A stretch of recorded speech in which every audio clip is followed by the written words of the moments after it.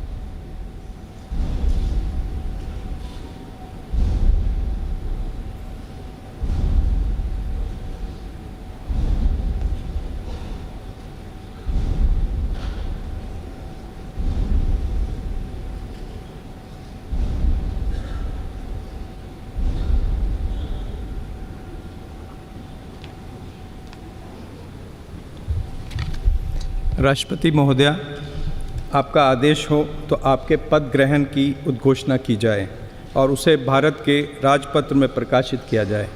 इसकी सूचना प्रमुख सेना केंद्रों तथा विदेश स्थित सभी भारतीय मिशनों, राज्य सरकारों तथा संघ शासित प्रदेशों क्षेत्रों के प्रशासकों को भेजी जाए। भारत सरकार के सभी मंत्रालयों और विभागों को भी सूचना तथा आवश्यक आदेश जारी करने हेतु भेजा जाए।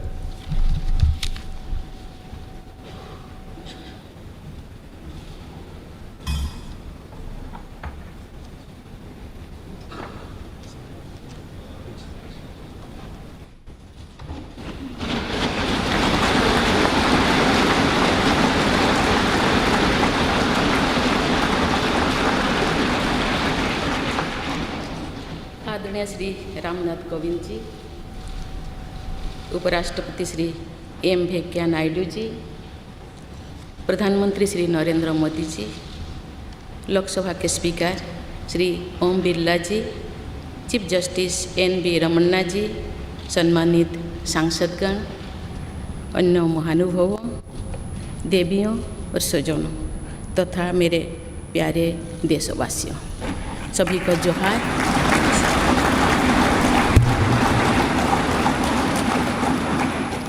भारत के सर्वोच्च संवैधानिक पद पर निर्वाचित करने के लिए मैं सभी सांसदों और सभी विधानसभा सदस्यों का हार्दिक आभार व्यक्त करती हूँ।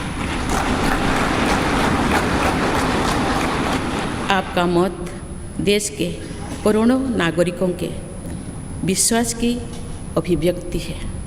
मैं भारत के समस्त नागरिकों की आशा आकांक्षा और अधिकारों की प्रतीक इस पवित्र संसद से सभी देशवासियों का पूरी विनम्रता से अभिनंदन करते हैं।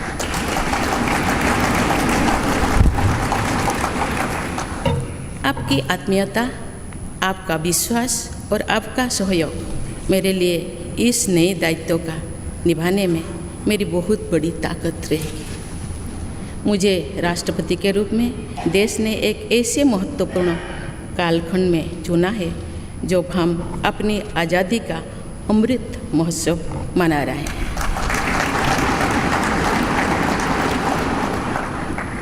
आज से कुछ दिन बाद ही देश अपनी स्वाधीनता के 75 वर्ष पूरी करेगा। ये भी एक संयोग है कि जब देश अपनी आज़ादी के 50वें वर्ष का पर्व मना रहा था तभी मेरे राजनीतिक जीवन की शुरुआत हुई थी। और आज आज़ादी के 75वें वर्ष में मुझे ये नया दायित्व मिला है। ऐसे ऐतिहासिक समय में जब भारत अगले 25 वर्षों के विजन को हासिल करने के लिए पूरी ऊर्जा से जुटा हुआ है, मुझे ये जिम्मेदारी मिलना मेरा बहुत बड़ा सौभाग्य है। मैं देश की ऐसी पहली राष्ट्रपति भी हूँ जिसका जन्म आज़ाद भारत में हुआ है। हमारे स्वाधीनता सेनानियों ने आज़ाद हिंदुस्तान के हम नागरिकों से जो अपेक्षाएं की थी उनकी पूर्ति के लिए इस अमृतकाल में हमें तेज गति से काम करना होगा।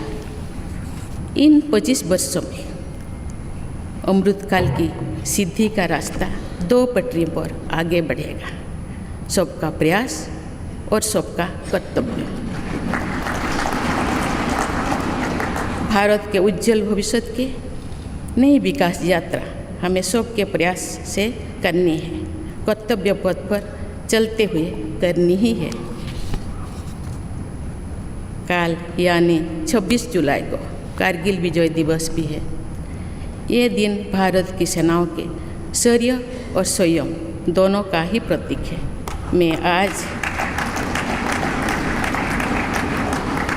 मैं आज देश की सेनाओं को तथा देश के समस्त नागरिकों को कारगिल विजय दिवस की अग्रिम शुभकामनाएं देती हूँ।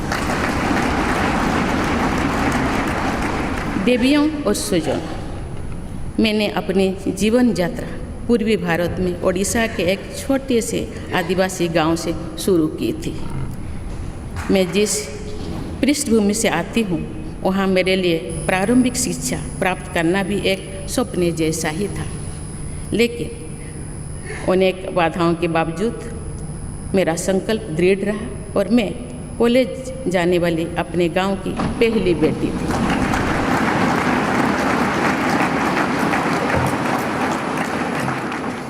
मैं जनजातीय समाज से हूँ और वार्ड काउंसिलर से लेकर भारत की राष्ट्रपति बनने तक का अवसर मुझे मिला है। ये लोकतंत्र की जननी भारतवर्ष की महानता है। ये हमारे लोकतंत्र की ही शक्ति है कि उसमें एक गरीब घर के पैदा होने बेटी, दूर सुदूर आदिवासी क्षेत्र में पैदा हुई बेटी भारत के सर्वोच्च संवैधानिक पद तक पहुंच सकती है। राष्ट्रपति के पद पहुंचना मेरी व्यक्तिगत उपलब्धि नहीं है, ये भारत की प्रत्येक गरीब की उपलब्धि है। मेरा निर्वाचन इस बात का सबूत है कि भारत में गरीब सपने भी देख सकता है और उन्हें पूरा भी कर सकता है।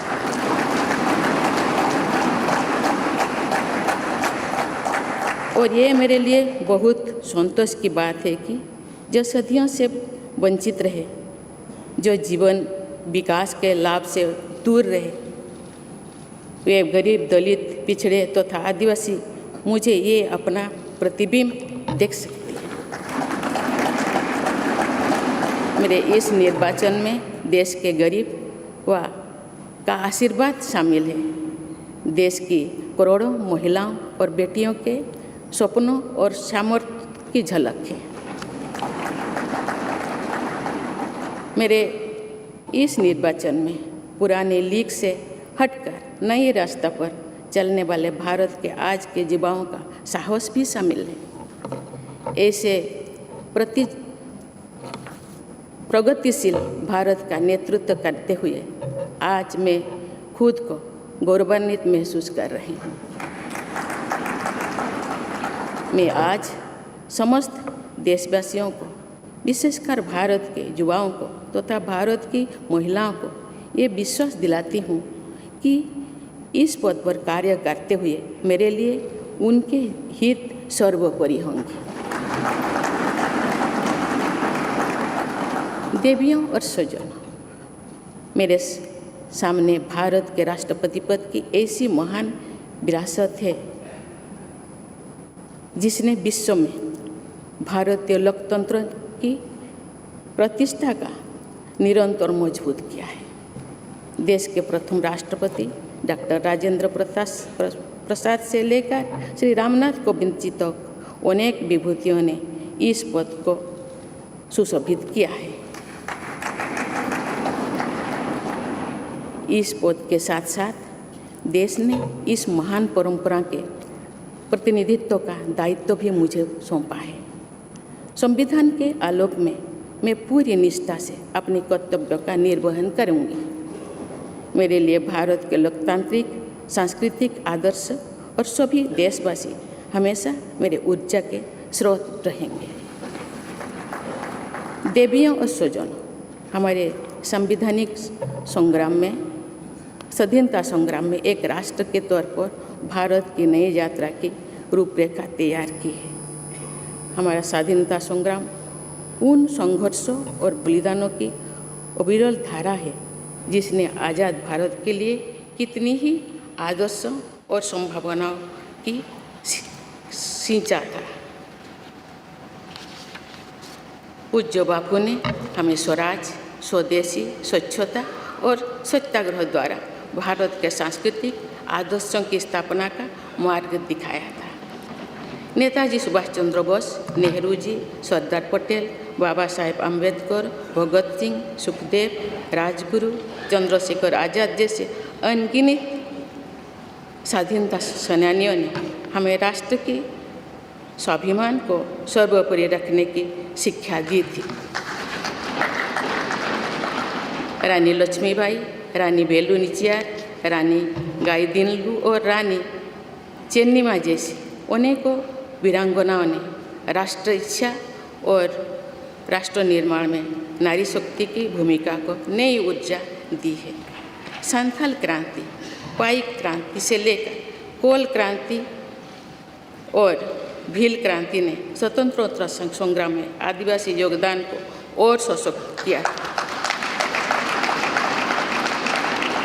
सामाजिक उत्थान एवं देश प्रेम के लिए धरती आबा भगवान बिरसा मुंडा जी के बलिदान से हमें प्रेरणा मिली थी। मुझे खुशी है कि आज़ादी की लड़ाई में जनजातीय समुदाय के योगदान को समर्पित अनेक म्यूजियम देश भर में बनवाया जा रहा है। देवियों और स्वजनों, एक संसदीय लोकतंत्र के रूप में 75 वर्ष में भारत ने प्रगति के संकल्प को सहभागिता एवं सर्वसम्मति से आगे बढ़ाया है। विविधताओं से भरे अपने देश में हम अनेक भाषा, धर्म, संप्रदाय, खान पान, रहन सहन, रीति रिवाजों का अपनाते हुए एक भारत श्रेष्ठ भारत के निर्माण में सक्रिय है। आज़ादी के 75वें वर्ष के अवसर पर आया है अमृतकाल। भारत के लिए नए संकल्पों का कालखंड है। आज मैं इस नए युग के स्वागत में अपने देश को नई सोच के साथ तत्पर और तैयार देख रही हूँ। भारत और हर क्षेत्र में विकास का नया अध्याय जोड़ रहा है। कोरोना महामारी के वैश्विक संकट का सामना करने में भारत ने जिस तरह का सामर्थ्य दिखाया है, उसने पूरे विश्व में भारत की साख बढ़ाया है।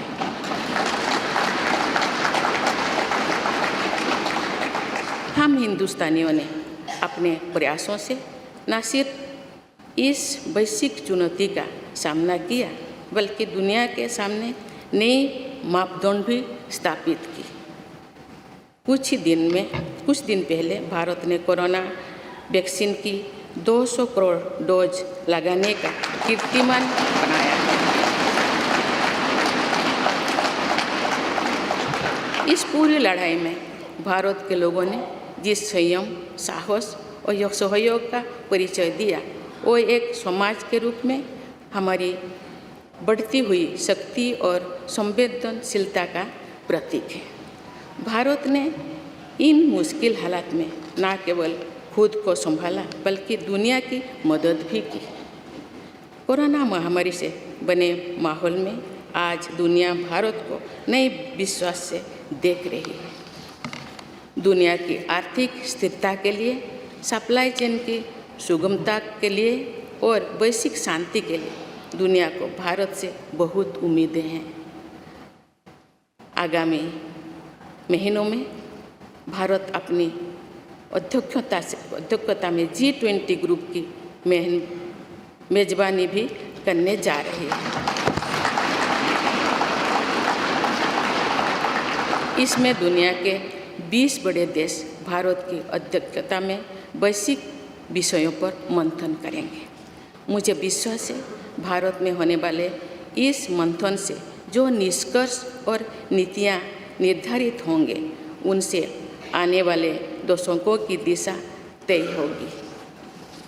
देवियों और स्वजनों, दशकों पहले मुझे रायरंगपुर में श्री अरबिंदो इंटीग्रल स्कूल में शिक्षक के रूप में कार्य करने का अवसर मिला था। कुछ ही दिनों के बाद श्री अरबिंदो जी की 150वीं जन्म जयंती मनाई जाएगी। शिक्षा के बारे में श्री अरबिंदो के विचारों ने मुझे निरंतर प्रेरित किया है। जनप्रतिनिधि के रूप में विभिन्न पदों पर कार्य करते हुए और फिर राज्यपाल के रूप में भी मेरा शिक्षण संस्थानों के साथ सक्रिय जुड़ाव रहा है। मैंने देश के युवाओं के उत्साह और आत्मबल को करीब से देखा है। हम सभी के श्रद्धेय अटल जी कहा करते थे कि देश के युवा जब आगे बढ़ते हैं तो वे सिर्फ अपने ही भाग्य नहीं बनाते, बल्कि देश का भी भाग्य बनाते हैं।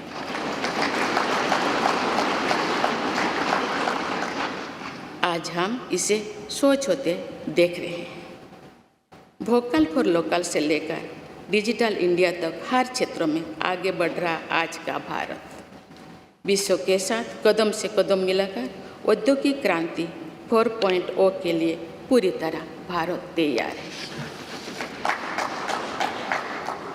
रिकॉर्ड संख्या में बन रहे स्टार्टअप्स में नए इनोवेशंस में दूर सुदूर क्षेत्रों में डिजिटल टेक्नोलॉजी की स्वीकार्यता में भारत के युवाओं की बड़ी भूमिका है।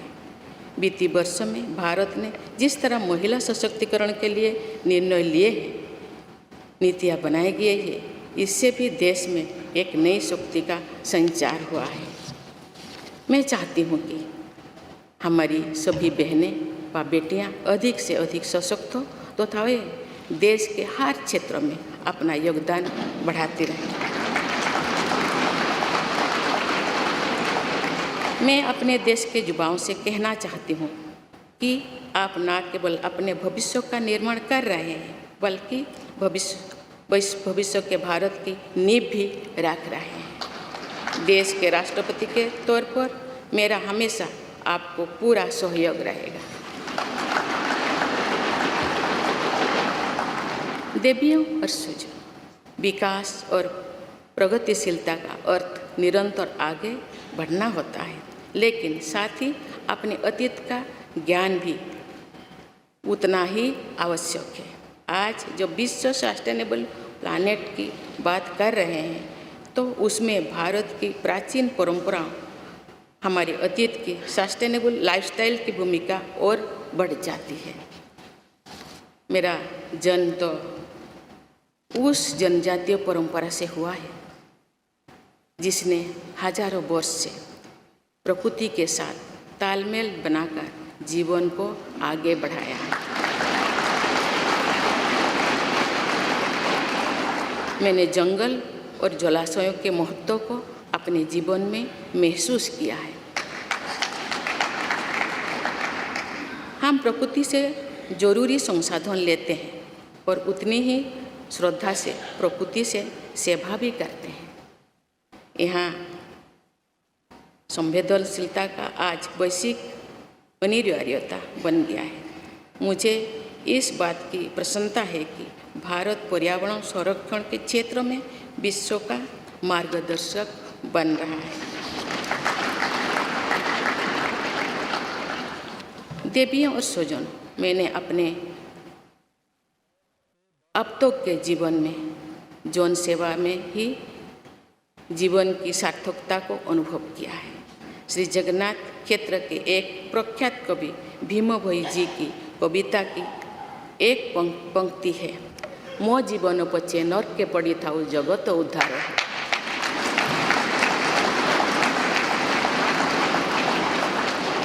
अर्थात अपने जीवन के हित और हित से बड़ा जगत कल्याण के लिए कार्य करना होता है।